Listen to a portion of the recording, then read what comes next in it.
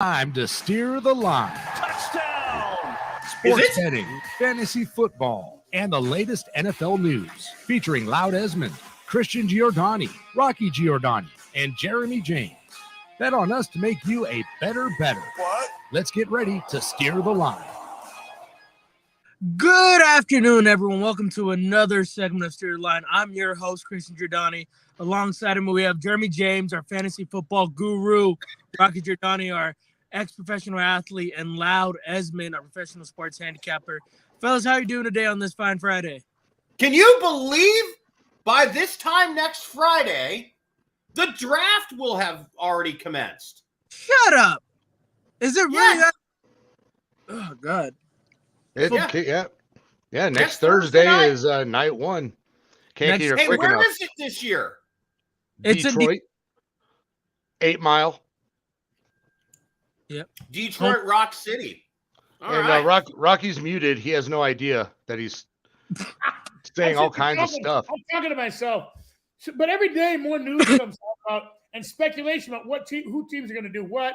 Well, Now- and I've got a full list that we can Yeah, run I'm through. sure. I've got a first round mock that a lot of people are have weighed in on, and we can go through it. But I know we're going to spend the rest of the show on football and the draft. I want to quickly get a couple things out. NHL hockey playoffs start this weekend. And by the way, congratulations to the LA Kings, Jeremy. Yeah.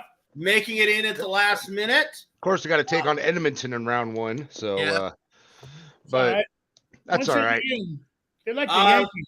Las Vegas Golden Knights dropped to the last wild card in the West. So who do they get? Who ended up winning the West? I don't really recall. Okay. I say if it's not the Kings, I don't pay that much attention. I know who Okay, the Kings are playing and when they're playing. All right. I have my producer Rustic Al behind me is looking that up. But here's my pick of the weekend for hockey.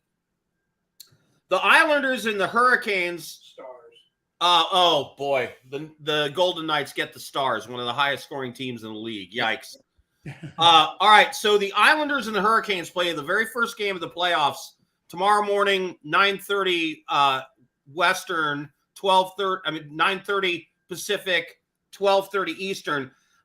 The line for the over-under goals in that game is 5.5, which is the lowest of the weekend, despite the fact that the Islanders score 2.99 goals per game and give up 3.15, and the Hurricanes score 3.38 goals per game and give up 2.57. And their last three games that these teams played, the totals were 4-3, 5-4, 5-4. I'm on the over 5.5 in that game. That's my NHL hockey pick of the weekend. All right, let's jump right into the draft. Loud. All right, well, hold on. Before we do that, do we need to do UFL picks for the weekend? Or do you want to get those out of the way now, or do you want to save those for the end? No. I'll go ahead and I'll give you my two. The Michigan Panthers and the Brahmas are playing each other. It's a pick'em between those two. I'm all over the Panthers because the Brahmas starting quarterback is gone for the season. And he was an NFL guy. Garbers played for some team called the Raiders for a couple of seasons. And with him gone, their quarterbacks are sort of Curly, Mo, and Larry. So I think their season's pretty much done. The Stallions, it's a big number, -9 against the DC Defenders, who are coming to Birmingham to play the Stallions. The Stallions are the class of the league. They've covered more than 9 points 2 out of 3 games, and the other one they won by 8. So I have no problem with the Stallions winning -9 against the Defenders, and I'm all over the Panthers versus the Brahmas in a pick'em because the Brahmas have no quarterback. All right, there you go. UFL picks and my hockey pick of the weekend. Good. Derek Carr. There, I did it. It's over. It's over. Oh, take the power away. There you go. Take the power out of take the power away from Loud. Okay. No. It's like more. It's now more like a person that would rather throw themselves off the cliff than have me kill them. Well, listen, You know, I'm going to say, honest to God, I'm not, no kidding. I'm very impressed that Loud is wearing that Saints jersey. You know, he was a diehard Raiders fan, but they did some bad things, and he's not afraid to say, you know what, man, I'm switching over to where my boy went, and I like it. And if Matthew Stafford traded teams tomorrow, I'll be wearing their jersey too.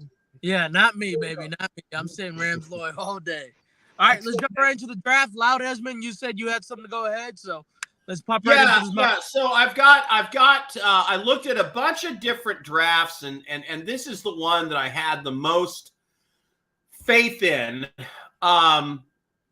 So everybody, for the most part, has Caleb Williams going number 1 to the Chicago Bears. Does anybody believe there's any chance it's anybody but Caleb Williams to the Chicago Bears? No, we can move past this quick. No. Yeah, the draft starts at number 2, really, maybe even number 3. All right, number 2, the consensus that I'm seeing is actually the Washington Commanders taking Drake May of North Carolina. Yeah. They might. They might. He's a better pick. He's a better quarterback. I've seen both of those guys, and I think really what I've been hearing from a lot of prognosticators and talking heads out there, when it comes to these two guys, it's if you're willing to and are able to maybe not start May right away. A lot of people think he might need a year, whereas a lot of folks think you can just sit Jaden Daniels right in an offense and get going. So I don't know. It depends on who they like, but it's going to be interesting where they go right there. Jaden Daniels has the higher upside athletically. Drake May is your more classic pocket passer. So I could see them going either way. And then Jaden Daniels is penciled in by most people now number 3 to the New England Patriots. Not going to happen. Not going to happen. I see it the other way almost. I think the Patriots seem like a Drake May team. You look at Washington, they brought in Cliff Kingsbury. Look at who he's worked with at quarterbacks over the years in college and in the NFL. I think that's very much his style of play. You think about Kyler Murray and what he did with his legs and throwing the ball. I think Jaden Daniels would fit right in there. So we're gonna flip flop those two. Is that correct? Yes. Yeah, but understand what Jeremy just did so eloquently. That was nice. That was. I would have said it. I would have just said, "Oh, he's going to take the black quarterback." You know what I mean? But and he will. He will. Absolutely, 100%. No doubt. I think. Well, they go that way because they like the athleticism, and the pocket quarterback is in some people's mind a dying breed. And being that he's in Washington, we're going to have the first black president back in office next year in Donald Trump. So, right, that makes perfect sense. Right. All right. The way I want to see Donald Trump in jail dreads. That would be fascinating to me. Arizona Cardinals are at number 4. Well, before we go there, is there anybody who thinks Washington or New England will trade out of the 2 or 3 spot? If Drake May doesn't fall to New England, they will trade that pick away. Well, now it might be too late though then, Christian. If you're going to trade down, which is always better than trading up in my opinion, if you're going to trade down, the time to do it would be before the draft. They need to have a serious conversation with somebody in Washington and find out if they're going to help them at all by giving them any idea which way they're going to go. And they might. They probably will. I got to disagree. I think it's complete opposite with where the quarterbacks may fall, how many people want and need quarterbacks. There's going to be a lot of action in the top 10, I think. And you're not going to know if you want to make that jump unless your guy is there at number 3. If you're all in on Jaden Daniels and he falls, you're going to be calling New England right away. But, if he's not, you don't want to make that. You don't want to make that trade now. Unless you're going to get your guy, because you're going to have to pay a lot to get up to number 3 or 2, even more. They want Drake May. They've got 3. They want Drake May. If Washington's going to take him, they may try to work something out. But I agree. I don't think anybody's going to from the 1, 2, 3 spot, top 5 spots. You don't move. there's no point in moving around. Does And anybody? by the way, if Drake May's gone, New England might just take the best player that isn't a quarterback. Okay, so here's a question. Do you think there's anybody at 2 or 3 who might be willing to move back because there's a quarterback not like on the top of our mind that they would be willing to take in order to get, like, if you're New England, you got a lot of holes. If you're Washington, you've got a lot of holes. If you could move back to, say, 13 and know that a quarterback you still like is going to be there, would you take a first, second, and third round pick this year from another team? I would, because it's not like New England or Washington is going to win right away.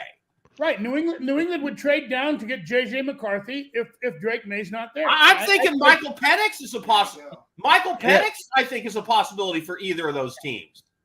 I think if Minnesota comes calling the Commanders brought Michael Penix in. Yeah, they did. A couple days ago. All right, go ahead, Jeremy. Sorry. I honestly lost my thought. Okay, brain fart. Let's move on to 4. Well, yeah. I'm seeing Marvin Harrison Jr. going to Arizona in this spot by almost everybody. Yeah. Period. No matter what, if you're not looking for a quarterback, you're taking the best player on the board, and that's Marvin Harrison Jr. 100%. If you don't take a quarterback, that's who you take. The Chargers are next at number 5. In this mock, they're taking a wide receiver. I don't think that's going to happen. I think the Chargers are going to take draft picks and move out of that spot at 5 and move down 10, 15 spots in the first round. I think there's somebody that's going to want a player that they want at number 5 and is going to move up. Who would that I see that as a Jim Harbaugh kind of move. I don't potentially disagree, but I think they're just going to go 5 all out with the skilled player. And if it's not going to be Malik Neighbor, they're going to go straight out and get Brock Bowers. Well, but here's the thing. There are so many good wide receivers. There's Romo Dunze. There's a couple of others. What was his name? Oh, God, just escaping me. But there's 3 or 4 or 5 really good wide receiver prospects. And usually those guys don't go in the top 10 wide receivers and running backs. So, I could see Hart. And remember how many pieces the Chargers lost. They lost their receivers. They lost their running back. They lost some guys on defense. A bunch of guys wanted to get the hell out of San Diego because they didn't want to play for Harbaugh. They're in Los Angeles now. Yeah. I'm sorry. Didn't want to play for the Chargers because they didn't want to play for Harbaugh. I think there's a real possibility that number 5 could be a pick that moves. That's just me. Okay. Number 6, New York Giants. This is one of those teams that I think is in a weird spot. This mock draft has them taking who I think is actually the best receiver in the class, which is Romo Dunze from Washington. No, I think Odunze is the best receiver in the draft. I watched every game he played for 2 years, and he's just magic. Anyway, I think the Giants may be in the market for a quarterback. Anybody else think that, or am I crazy? 100%. 100%. I disagree. They're going to ride out with damn dimes. Vanilla Vic's got another 3 years left on that brand new deal. They're going to have to ride out another year or take out one of the biggest, dead cap spaces in NFL history.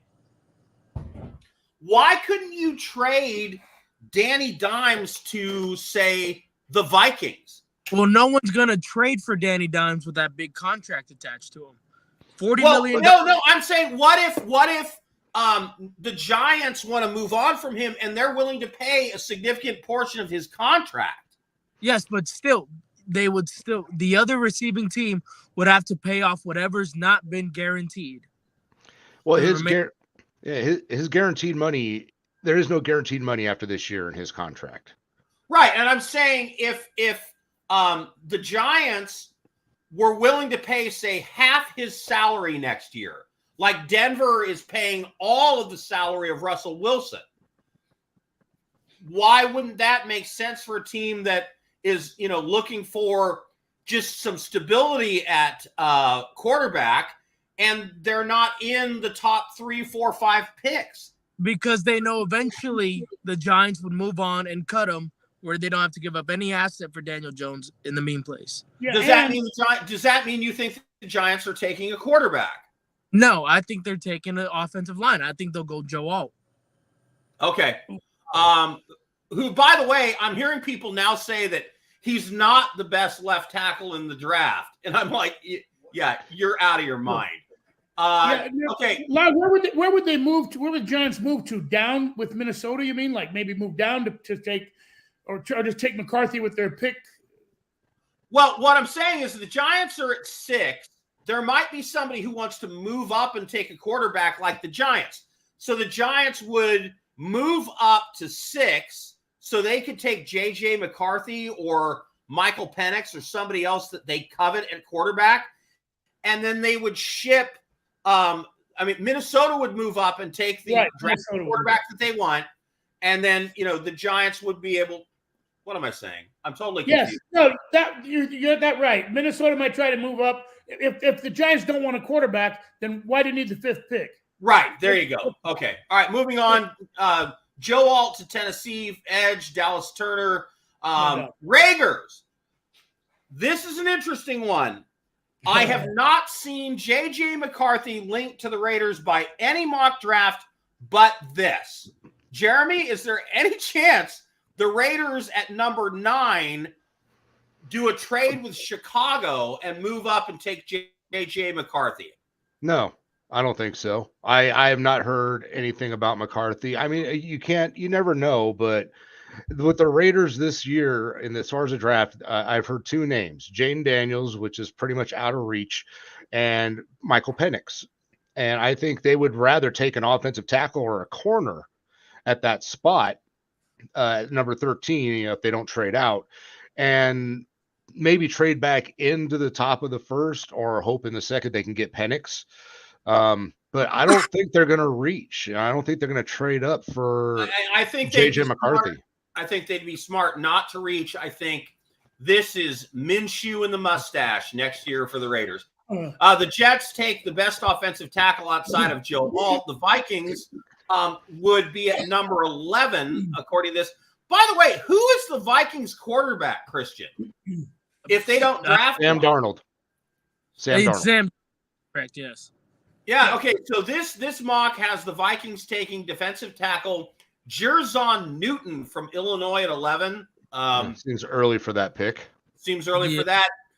12, Broncos take Jared Verse from Florida State. Who's the Broncos quarterback?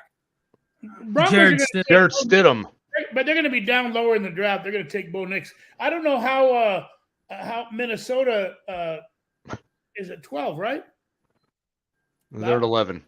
Well, there's some. This is assuming some trades. Now, one of the most interesting picks is at number 14, the New Orleans Saints. Of course, home of one of the greatest quarterbacks who doesn't get as much credit as he should get in Derek Carr. Lieutenant left tackle Olamuyiwa Fashanu from Penn State. The Saints have to go offensive line. They've got to protect Derek Carr better than they did last year. It was amazing what he was able to do behind that turnstile of offensive line last year, but they need to protect him better. Other interesting picks, Seattle Seahawks, they have them taking center Jackson Powers. I think the Seahawks might go Michael Penix. Christian? I think they're going to wait until the second round where they have a good fallback. I think they're going to take a skill guy. Malik Neighbors still here on this mock draft, and that's one guy I think will be taken if he's not already there. Do you think Penix will still be around in the second round? Of course. I think Penix will be a mid to late second round pick right now. Right. The Los Angeles Rams, this mock has them taking tight end Brock Bowers. I have heard a number of places say that the Rams might be the Michael Penix landing spot. They don't need him to play right away. Stafford might have 2 years left. What do you think as a Rams fan? Rocky, you want to go first? You want me to take? No, yeah, I don't think they're going to pick a quarterback at all. They're going to take Fufa Latufa from UCLA, the edge rusher. I like that pick. I think they're pretty much married to that one already. I don't see them taking a quarterback in the near future at all, ever. Yeah, with Michael Penix Jr., my opinion, he goes to Seattle later in the draft. I'm sticking with that for the rest. Second round. Yes. All right. So this mock, the Rams this mock has the Vikings moving up back into the first round at 23 after trading out of the first round for Michael Penix, getting a pick from Houston via Cleveland at 23, and that's where they say Minnesota might take Michael Penix. Yeah, I can fit there. But if Minnesota didn't make any move to trade at all, I think J.J. McCarthy is going to be available when they pick. They pick normally at 12th, right, or 13? 11. 11. In the mock, they're at 11. Yeah, right. Right, but they'd have to move up to be 11. I think they're at 12 or 13, I think. Anyway, I think McCarthy's available. If they're quarterback, they pull the trigger right then. Whenever their first-round pick is, if they want a quarterback, they would go with McCarthy. Thing that sucks in this draft, being I hate Kansas City, is that the Chiefs at 26 get one of the best receivers in the draft in Brian Thomas Jr. from LSU because he's still going to be there, which pisses me off. And then the best name in the draft, the Arizona Cardinals at 27 get Kool-Aid McKinstry, cornerback, Alabama. Yeah, baby. Go Kool-Aid. The Buffalo Bills at 28 go after wide receiver Adonai Mitchell from Texas. Boy, do they need wide receiver help. 29, the Lions go defensive end, Darius Robinson from Missouri. I think there's better defensive players than him left at that point. Baltimore goes offensive tackle with Jordan Morgan from Arizona, which won't matter because as long as Huggy Bear is their quarterback, they're never going to win anything. Dolphins go offensive tackle, and the Buccaneers get edge Chop Robinson, the second best name in the draft at 32 in the first round. That's the mock that I've got. I think there's a quarterback that is going to get picked in a weird spot, whether it's J.J. McCarthy or whether it's Michael Penix Jr. I think one of those two guys is going to go way higher to a team nobody's thinking of. You're right. What is it the surprise of the draft? Because there always is. There's always that pick that you go, really? Usually made by the Raiders. Is at 11, and I think if you're right, Lou, they take J.J. McCarthy at 11. If he's what I've been loud. Who number 5 pick this draft? Hang on, let me get back up there. Number 5 is currently the Chargers, who I said they'll trade out of that spot, and somebody will move up and take a quarterback. What I've been hearing a lot is that the Denver Broncos are looking to trade up to number 5 to number 6. The Chargers will never trade with the Broncos, right, Jeremy? No. Never. They better not. But they might be able to make a move with the Giants or with Arizona. If they really want that number 4 quarterback, they're, because someone might, that might be where they go. Because Arizona could move back and still get a great receiver. Yeah, they already have a second pick in the first round, so adding more would just help them build that team. Wow. What was that, Christian? I said I could see a team like Minnesota or a team like the Broncos trading for that Giants pick and then taking on Daniel Jones' contract as compensation for that pick. Yeah, I think Denver sticks around and takes their medicine and picks Bo Nix late in the first round. The problem with Denver trading is they have no second round pick this year. Right. Yeah. They're going to have to really dig deep into some future draft, some number 1s probably to move up into the top 4 or 5 or 6.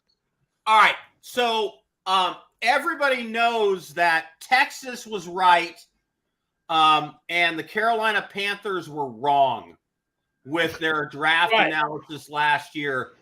Which team is going to be a horse's ass, and which team is going to look like a genius at the end of the draft? Who wants to go first? Yeah, honestly, there's a couple of teams that need quarterbacks, and I'm going to start with the Patriots, who I think, I know you want to build around a quarterback, but you also need something. You need pieces to build, and they need a lot of help on that team. I don't think they're really in need of a quarterback this year. 1 Not minute. like they need offensive linemen and stuff like that, but they could screw up and take a quarterback and still have to set themselves back for another 2 or 3 seasons to build around him. I think the Bears stink it up. I think the Bears stink it up, and the Rams look like a genius. You know what? I'm going to think the Raiders are going to make a really good draft this year, and I think the Broncos are just going to find a way to stink it up. Because Sean Payton is that desperate. Yeah, that's definitely a possibility.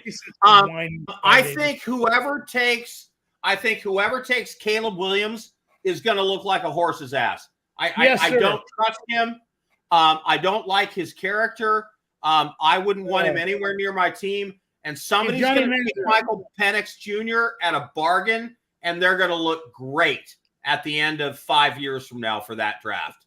I think J.J. McCarthy is going to end up being the best. We will see you next week once the draft is over on Steer the Line. Romo.